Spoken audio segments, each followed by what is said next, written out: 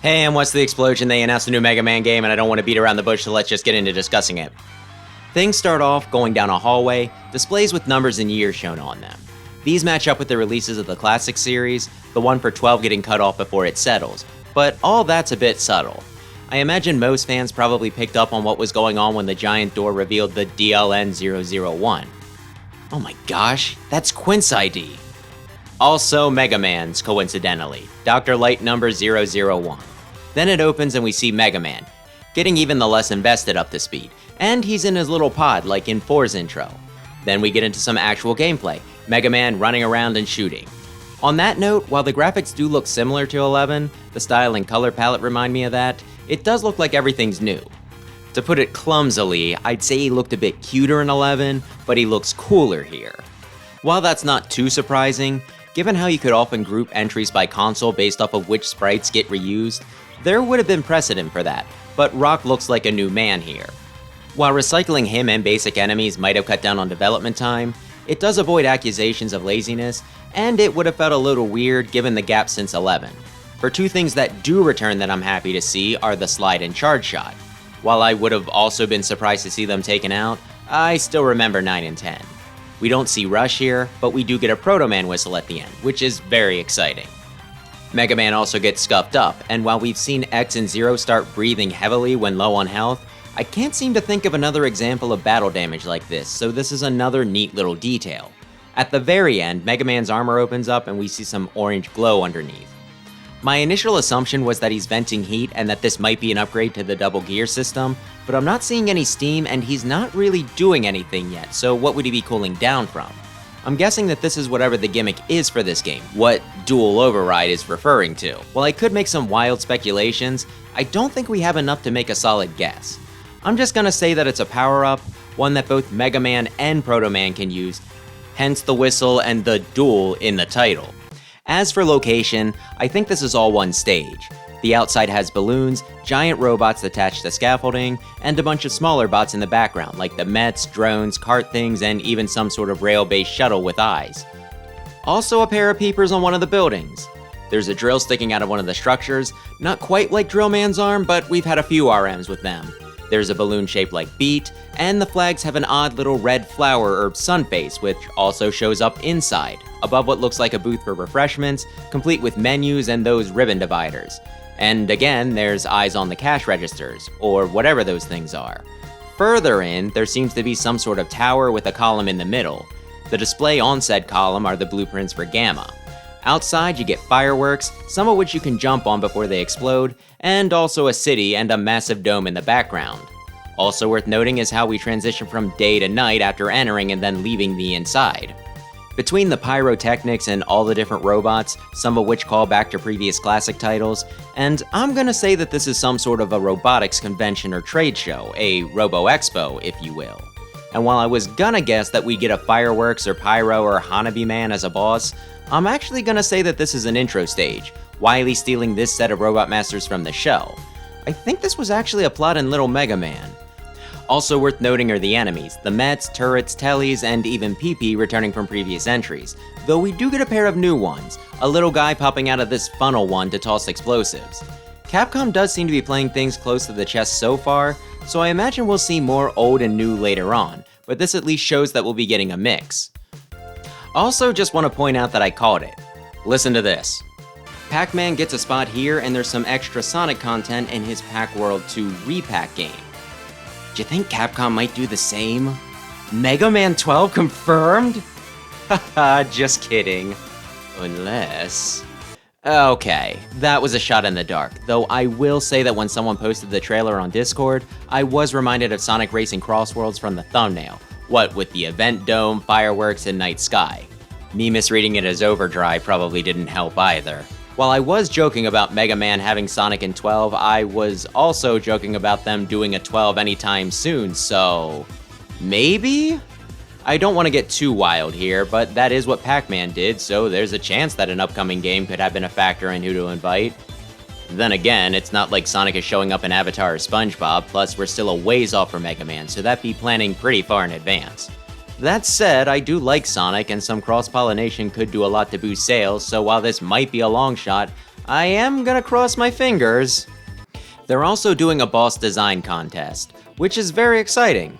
I think the last time they did one of those was Legends 3, and given how that ended... Though before that, I don't think we had one since 8, so it's really cool that they're bringing it back. Though on that note, it does seem like they're doing this Mega Man 8 style, there being a template and you needing to flesh the design out, like how they did the sword, long-armed, and two-headed robotic frames.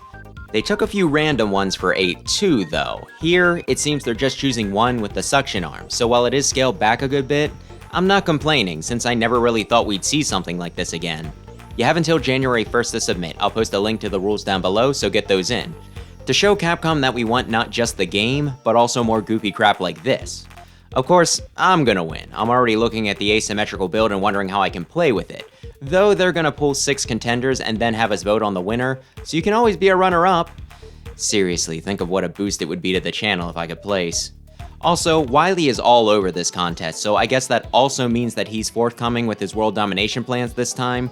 No blaming someone else or Robo-Enza. 2 other oddball things worth noting are the title and release window. They aren't calling this Mega Man 12, but Dual Override. Of course, dual can mean 2, and 1 and Override both start with O, so if you read it backwards... But seriously, it is a little weird. They could be changing things up enough that it's more of a spin-off or its own new thing, but on Twitter they're calling it the 12th entry. And I mean, there's plenty of other Mega Man titles that don't follow the numbering, even among the platformers. Dr. Wily's Revenge, The Wily Wars, Powered Up, and Mega Man and Bass, which I would argue should. So again, it feels strange to single this one out as mainline when the only thing separating mainline from spin-off is typically a number. I'm questioning whether there's something more to this, or if they're just trying to get away from that, since trying to jump onto a series several entries in might be intimidating, like you're missing something. After all, the new Resident Evil ain't 9, it's Requiem. It is a little disappointing though, since 12 is such a nice number, so many denominators, plus it gets its own distinction, a dozen, though I imagine the fanbase will at least end up calling it 12, like how Mega Man and Bass is often called 8.5. But yeah, could be nothing, could be marketing, I'm just gonna keep side-eyeing it, wondering if it could be important.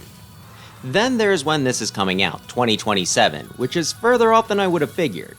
Maybe I'm used to the Legacy collections taking less than a year after announcement. Maybe it's because I'm just expecting a quicker turnaround for a side-scrolling platformer than for a Monster Hunter or Resident Evil. Though given that we are a few weeks away from 2026, this might actually be closer than it feels in my head.